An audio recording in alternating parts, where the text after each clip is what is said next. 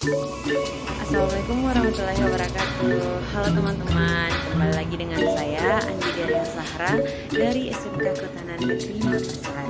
Baiklah, dalam video kali ini sama dengan video sebelumnya, saya akan menjelaskan mengenai pembelajaran inventarisasi keanekaragaman hayati. Cuman sekarang kita sudah masuk ke bab 3, yaitu di bab 3 kita akan membahas mengenai pengertian dari identifikasi jenis satwa liar yang dilindungi. Nah, yang kedua yaitu bagaimana cara mengidentifikasi jenis satwa liar yang dilindungi. Nah, langsung saja saya akan menguraikan satu persatu. Nah, lanjut, yang pertama, pengertian dari identifikasi jenis satwa liar yang dilindungi. Satwa liar yang ada di Indonesia dan bahkan di dunia sangat banyak, baik dari segi jumlah maupun jenisnya. Pentingnya bagi kita untuk mengenal berbagai jenis satwa liar yang dilindungi ini karena dengan mengenal kita akan peduli terhadap keberadaannya.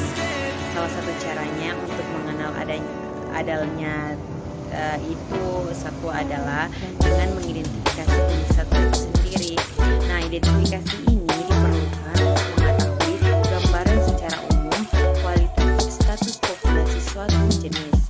Tidak semua jenis satwa mudah dijumpai karena sifatnya dinamis.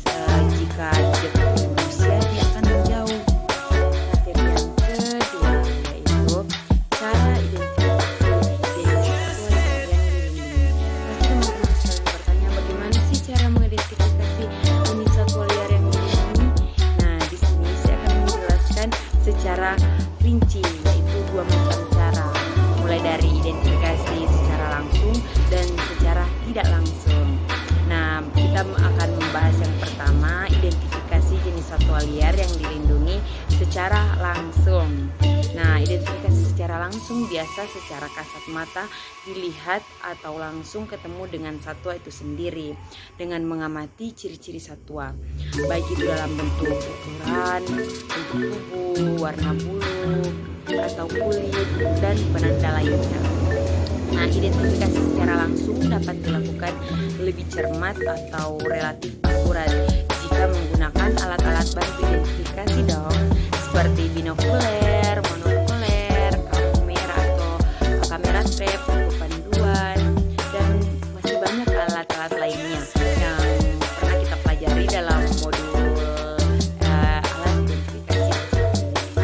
Nah, adapun tata cara identifikasi secara langsung di lapangan adalah yang pertama, kita harus menyiapkan tali sheet untuk mencatat data fauna. Yang kedua, tuliskan ciri-ciri fisik yang akan diamati pada tali sheet seperti bentuk mata, panjang kaki, warna bulu, kulit, ukuran tubuh, dan masih banyak lainnya yang terkait dengan yang kita amati tadi.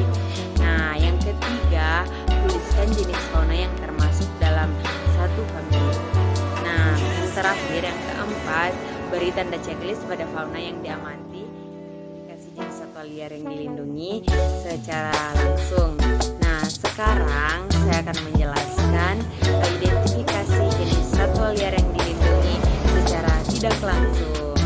Nah, identifikasi secara tidak langsung artinya identifikasi dilakukan tidak melalui pertemuan langsung atau penglihatan langsung dengan satwa tersebut, tetapi melalui tanda-tanda yang ditinggalkan oleh satwa tersebut. Bahasa kerennya yaitu jejak. Tanda-tanda yang diakibatkan oleh suatu tingkah laku satwa liar pada saat mencari makan, kawin, mandi, atau berkubang sangat membantu dalam melakukan identifikasi jenis satwa liar tersebut. Nah, adapun beberapa tanda yang dapat digunakan dalam mengidentifikasi satwa liar secara tidak langsung yaitu jejak kaki atau telapak kaki satwa liar, jalur lintasan satwa, kotoran atau feses satwa liar, gigitan-gigitan pada kulit pohon dan akar pohon, dan bagian-bagian tubuh seperti tanduk, kulit, bulu, cakar, telur, dan banyak lainnya. Suara atau bunyi satwa liar pun ada pun tanda-tanda pada habitat, sarang, cakaran, gigitan, ranting-ranting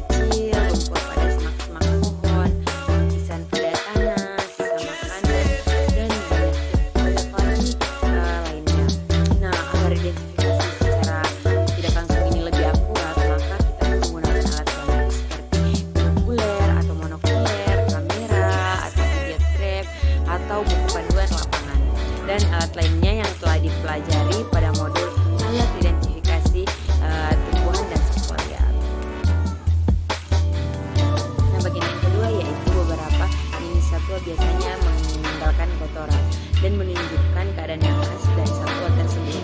Nah, hal yang penting diingat yaitu harus diperhatikan dalam penemuan kotoran adalah apakah kotoran masih baru atau sudah lama menjadi kering, pucah, atau sudah ditumbuhi dengan tanaman rendah. Penemuan feses ini sangat penting untuk mengetahui jenis satwa yang mengeluarkan, serta mengetahui sudah berapa hari atau berapa minggu satwa tersebut berada dalam kawasan ditemukannya feses. Contohnya feses disajikan dalam gambar di atas. Nah, lanjut saya akan menjelaskan bagian yang ketiga, yaitu identifikasi melalui bagian-bagian tubuh satwa.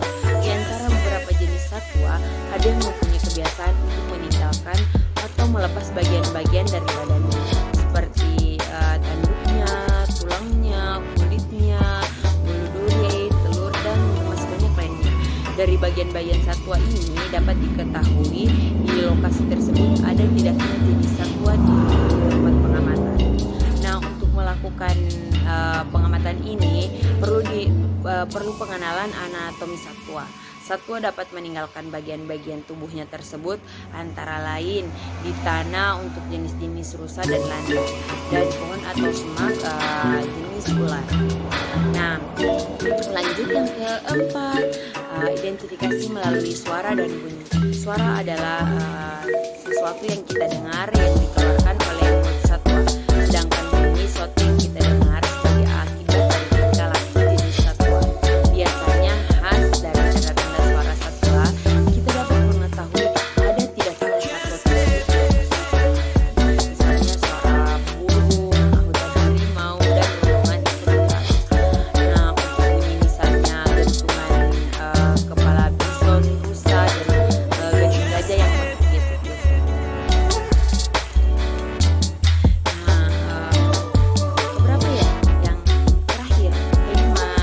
Nah, yaitu identifikasi melalui tanda-tanda pada habitat. Adanya tanda-tanda di habitat dapat menunjukkan bahwa di daerah tersebut ada sesuatu jenis satwa tertentu. Tanda-tanda tersebut itu diakibatkan oleh tingkah laku satwa dalam halnya seperti mencari makan, waktu kawin, berkubang, dan masih banyak lainnya.